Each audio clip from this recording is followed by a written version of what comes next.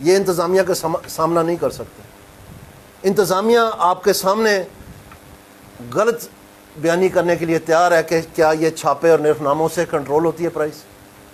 تو پھر تو مجھے یہ بتائیں اگر 3% سے لے کے آج وہ 2000 گنا بڑھ گئی ہے تو ان تو سارے ڈپٹی کمشنروں کو فارغ کرنا چاہیے. پھر یہ جو پیرا میرا بنائی ہے یہ تو صرف لوگوں کی دکانیں کرانے کے لیے بنائی ہے. پھر ہمیں تو بتایا گیا تھا کہ یہ پرائس کنٹرول کریں گے. وہ نئی گاڑیاں یہ کمکمے یہ توتے شوتے سارے ہمیں دکھاتے ہیں روز.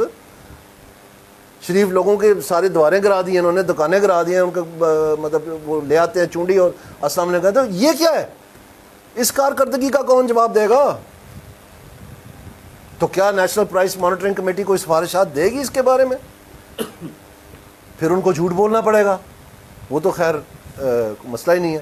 اس کی وجہ یہ ہے کہ پاکستان کے قانون میں لکھا ہوا ہے کہ قیمتیں کم رکھنے کا کون ذمہ دار ہے, اور وہ ڈپٹی کمشنر صاحب نہیں ہیں, وہ اسٹیٹ بینک آف پاکستان.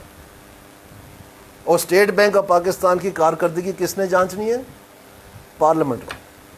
اور حکومتی اہلکار کون ہے جس نے یہ ساری بات اویزہ کرنی ہے اور اس کا چوکیدارہ کرنا ہے؟ وہ احسن اقبال صاحب. تو کدھر ہے وہ؟ یہاں تک مجبور ہو گئے فنانس منسٹر کہ انہوں نے اپنے دفتر میں پرائس مانیٹرنگ کمیٹی کی میٹنگ بلا لی, کیونکہ یہ میٹنگ نہیں بلاتے. آپ امیجن کر سکتے ہیں؟ ایک اور بہت امپورٹنٹ بات ہے میں کرنا چاہتا ہوں اعداد و شمار کے حوالے سے. پاکستان میں اعداد و شمار ایک مذاق بن چکا ہے. یہ کون کہہ رہا ہے؟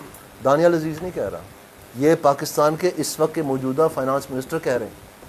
انہوں نے پاکستان بیورو آف اسٹیٹسٹکس کے اہلکاروں کو بلایا اپنے دفتر میں اور ان کو پوچھا کہ ہمارے پاس صرف 10 سال پرانے اعداد و شمار کیوں ہیں, ہم کیسے اپنا کام کریں اگر یہ صورتحال ہے. انہوں نے بتایا ہمیں روکا جا رہا ہے. تو انہوں نے پھر خفا ہو کے پوچھا کہ کون آپ کو روک رہا ہے؟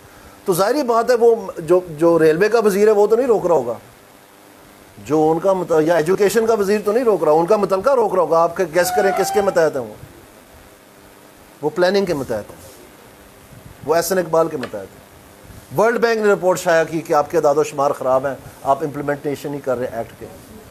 دنیا بلک اٹھی, تمام انڈیپینڈنٹ اکانومسٹ بلک اٹھے کہ جناب یہ کیسے اعداد و شمار ہے. فنانس منسٹر بلک اٹھا کہ یہ کیسے اعداد و شمار ہے, اور وہ کہہ رہے ہیں ہمیں روکا جا رہا ہے.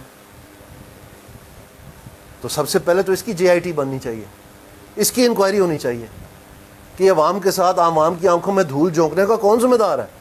آخرکار اگر موجودہ فنانس منسٹر کہہ رہا ہے, اگر انٹرنیشنل کمیونٹی ورلڈ بینک کہہ رہی ہے, اگر پاکستان میں تمام انڈیپینڈنٹ اکانومسٹ اس بات کی نشاندہی کر رہے ہیں, تو یہ کوئی مذاق تو نہیں ہے. اس کا مطلب ہے کہ جو بھی پلانز بن رہے ہیں وہ سب فریب پہ مبنی ہے.